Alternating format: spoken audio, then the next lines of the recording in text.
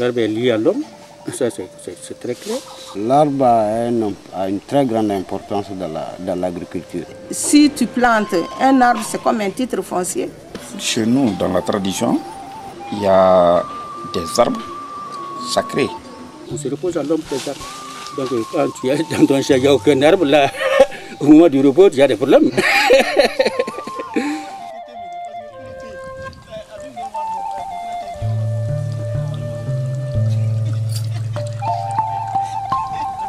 En Afrique, l'arbre est davantage qu'un simple représentant du règne végétal. Mystique, il est l'arbre des sacrifices investi de pouvoirs spirituels. Protecteur, il empêche l'érosion et prodigue de l'ombre pour les palabres des vieux.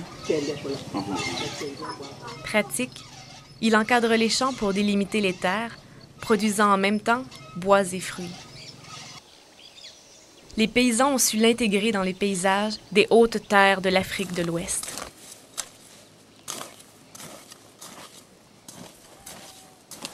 Ne serait-ce que les feuilles qui tombent, ça c'est des fertilisants pour le sol. Bon, ça donne l'ombrage et puis ça favorise aussi beaucoup l'écosystème. Nous sommes à 90% soignés par les arbres. Nous utilisons ça beaucoup, surtout contre le palu. Bon, un champ tout nu n'a pas de chance de vivre très longtemps. Parce que c'est un brise-vent d'abord. L'arbre est un brise-vent. Donc ce brise-vent permet de minimiser l'érosion éolienne et encore l'érosion hydrique. N'est-ce pas? Quand vient le temps d'arracher un champ à la brousse, le paysan choisit les essences qui vont y demeurer. Des arbres portant des fruits ou dont les feuilles servent de fourrage aux animaux ou encore de remède. Quel arbre vous voudriez planter? Bon, surtout le karité. Surtout le karité, pour deux raisons. D'abord, on utilise ça pour faire l'huile du karité. Et puis, c'est un arbre selon la tradition qui nous protège beaucoup. L'arbre qui règne dans les champs du Mali, c'est le karité. Voilà, ça c'est un peu noir.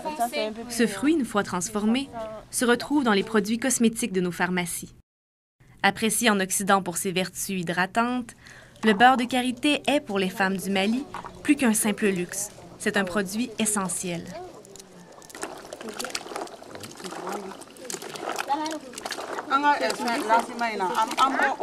Le fruit du karité est cueilli, séché, pilé, décortiqué, baratté. Après quoi le beurre de karité est utilisé dans l'alimentation. Il est aussi vendu sur les marchés locaux ou ceux de la capitale, Bamako.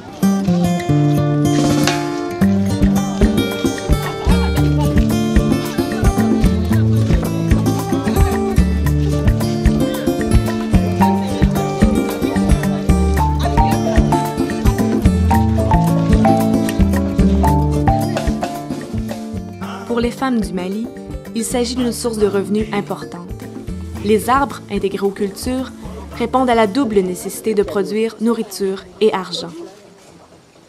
À la fois cultivatrices et commerçantes, elles assument de lourdes responsabilités familiales. D'abord, moi je dirais que dans la production de l'alimentation, c'est-à-dire du champ à l'assiette, la femme intervient pour 70 à 80% dans l'agriculture. Donc c'est pour dire que c'est elle le pivot vraiment du développement agricole au Mali. Et chez nous, les agricultrices, c'est elles qui emploient le plus de temps que les hommes. Si vous voyez la journée de travail d'une femme rurale et d'un homme rural, vous comparez, vous verrez que la femme fait le double de ce que fait l'homme. Chez nous, le fait d'utiliser les arbres dans les champs est une science. Cette science s'appelle l'agroforesterie. Pour les paysans maliens, c'est plutôt une pratique ancestrale. Bon, pour moi, le terme agroforesterie, je trouve que même nos parents le connaissaient déjà bien avant. Parce que seulement, ils pratiquaient de l'agroforesterie sans pourtant le savoir. Après, quand les gens sont venus, les Occidentaux sont venus, ils disent non, vraiment pour avoir l'accès, il faut racler tout pour pouvoir travailler. Alors nous, on est obligé de racler pour passer les machines.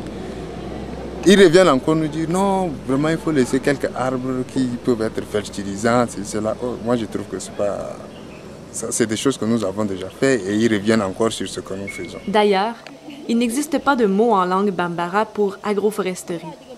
Pour le paysan malien, associer les arbres aux cultures ou à l'élevage est quelque chose qui va de soi, un état de fait, simplement.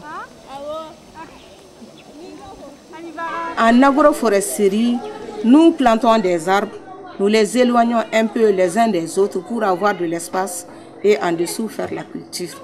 Bon, nous, c'est comme ça que moi j'appelle agroforesterie. Dans mon champ, c'est ce que je pratique. J'ai une parcelle qui est destinée aux agrumes. Bon, sous les agrumes, je plante des choses qui ne montent pas. J'ai des manguiers. Entre les manguiers aussi, je fais du riz.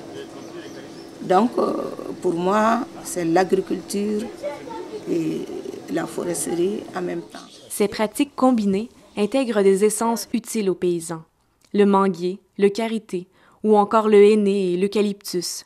Parmi ces plantes aux multiples vertus, on retrouve le Jatropha curcas ou pourgère, aussi appelé l'or vert